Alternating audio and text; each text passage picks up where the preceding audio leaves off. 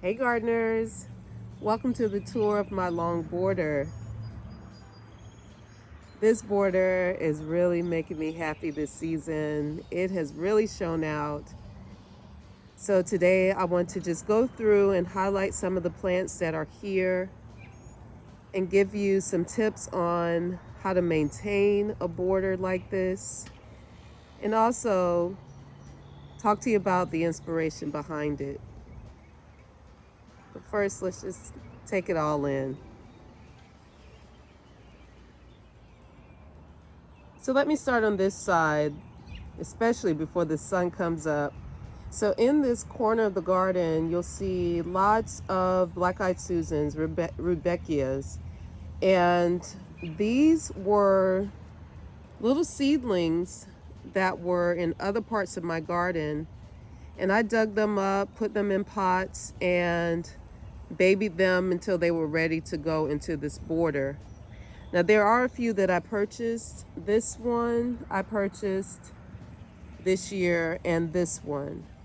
But I purchased them pretty early in the season, and I had them in my front yard garden, but I wasn't happy with them there, so I brought them back here. And then let me show you this other one that I purchased this season. You see down there, that is called Autumn Colors Rudbeckia, and we'll get a closer look at that. But this patch came from seedlings that were in other areas of my garden. I really do love these black-eyed Susans. They are not the common ones. The common ones are called Goldstrom. These are Indian Summer and Denver Daisy. I think most of them are Denver Daisies. This one, I'll look for the name of this one, but this one is, it's called a mini something. But in this border, I have 3 Mars Madness hibiscus plants from Morovia, and you'll see that those blooms are coming very soon. We have buds already. And you can see from here that I have 2 bird baths. Well, that was the original bird bath in the back, but then this coneflower started to grow up really tall and block the view of that bird bath, and I like to watch the birds. So I moved this bird bath from the front yard garden into this back corner.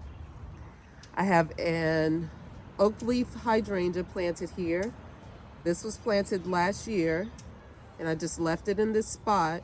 If you follow me on Instagram, you'll know that I used to have a raised bed garden here that I removed to create this bed. These coneflowers were planted maybe last year, but they just got taller and taller. And you can see in here there are 2 limelight hydrangeas. These are actually cuttings. I pruned my limelight hydrangea, I think it was 2 years ago, and I just stuck some of the cuttings in the ground, and they are coming up.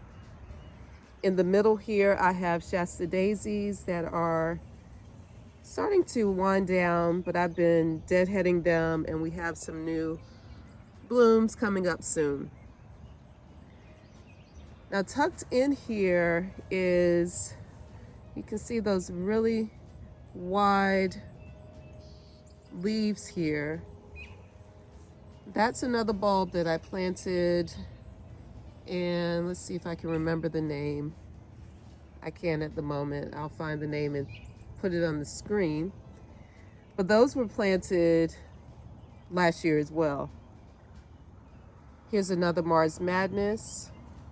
These tiny little lambs here, I bought those this year, divided it and planted those out. I have sedum here, Agasaki, and check out this butterfly bush.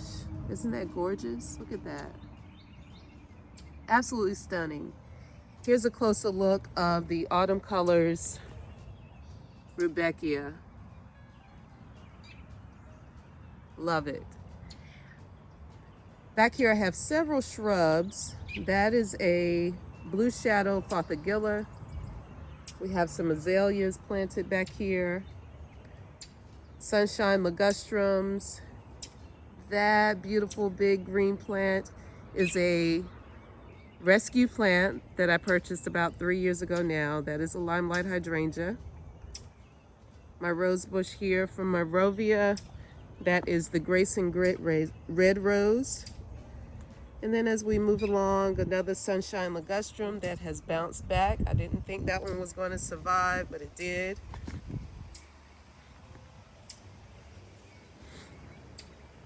These are lime ricky hydrangeas with some autumn joy sedum in the front. We have some more autumn joy sedums planted here and another purple sedum that has split down the middle. We'll have to deal with that. Now over here where I have the bird feeders, well, the birds have kicked all the seeds down there, so there are various things growing down there. This tall plant is actually a weed, but it is an edible weed. This is called lamb's quarter. So I let it grow because I can harvest it and saute it just like spinach. And so as we move along, this is a barrel of black-eyed Susans. It's called Evil Ways Black-eyed Susans. So that bright colored, bright green is a black-eyed Susan. And as I step back here, you can see all of my Verbena bonariensis. But this bed is for self-seeders. So there are lots of Nigella that have gone to seed and are turning brown, but that's okay, because in front of this I have an entire patch of zinnias on the way. So I am hoping that the little rabbits that live in my garden don't come through here and wipe me out of zinnias. I planted elephant ears back here last season. There's one and there's the other. And I love the interest that they give this border as they get larger and larger. This is a patch of chrysanthemums. I bought these at the end of the season, end of fall, and planted them back here. So I'm excited to see those bloom. I did not prune them. I just let them go this year. We're gonna see how that turns out. Here's my row of lamb's ear. I've been dividing and moving this along the edge of this border garden since last fall, and I'm so excited about how happy they are back here in the long border. Now right behind the bird bath, this is Veronica, and I can't remember the name of them, but it's much larger than the regular Veronica that you see in the nurseries. So I love this one because it's nice and sturdy. This is a vanilla strawberry hydrangea. It's toppling over a bit because of the rain, and it's being blocked by these beautiful lilies. And that's okay, because who can deny these lilies? I mean, really, wow. These were planted last year. They definitely were not this tall last year. They are definitely happy. So I will be keeping them in this back area. So let's kind of get a look of the garden from here. I love it. This is my playground, guys. Here we have some Leotris growing and blooming right now, so I'm enjoying that. This is another Agasaki. And down here you can see the pink Veronica. So that Veronica and lamb's ear played together very well with the pops of echinacea. And as we move that down the line, here's another barrel. That is a St. John's wort that is not happy in the center of that barrel. And then we have more lilies over here and that beautiful grass. I think it's a Pennisetum. Of course I can't remember the name of it. Guys, I buy plants and just stick them in the garden. I don't always remember their names. Now right here is a sun patient. Now even though they're sun patients, they still want a lot of water. They want to stay well watered or they will look sad like this one. So make sure to keep those watered. So let's take a look from here.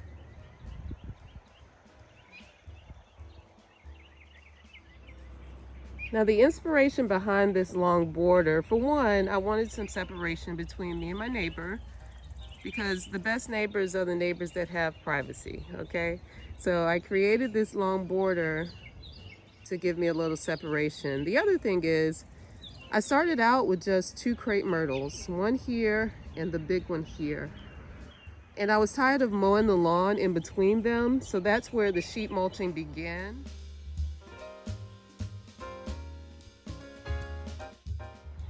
And the sheet mulching has not ended. I am continually using the sheet mulching process to create new garden beds. As far as maintenance of this bed is not mulched. This side of it anyway is not mulched because I pack it tight full of plants. And when I see weeds, I pull weeds. So the biggest thing with this garden bed is disturb the weeds. So I disturb the weeds by planting densely and pulling weeds when I see them. Now this area is mulched, except for this front area in front of the rock. I still need to get mulch for that. But this area was covered with wood chips a couple of years ago, and I covered it heavily with wood chips. So I really haven't had to remulch a lot of this area. But as far as maintenance of this side of the border, well, this border is pretty new, so I haven't had to do much maintenance other than pulling out various weeds whenever. The birds love this corner of the garden. They hang out at the bird baths and the bird feeder and the trees, because I only have crepe myrtle trees back here and a big peach tree back there. Now let's talk about the edge of this bed. I use my edger or weed eater to crisp up the edges of this bed each time I mow. And initially, I started the edge of this garden just using a rectangular spade and a little elbow grease. And I try to keep this edge nice and fresh because it's what I see when I step out of my back door. It's what I see when I look out of the window while I'm washing dishes. And I love how the lamb's ear creates the edge on this side of the garden.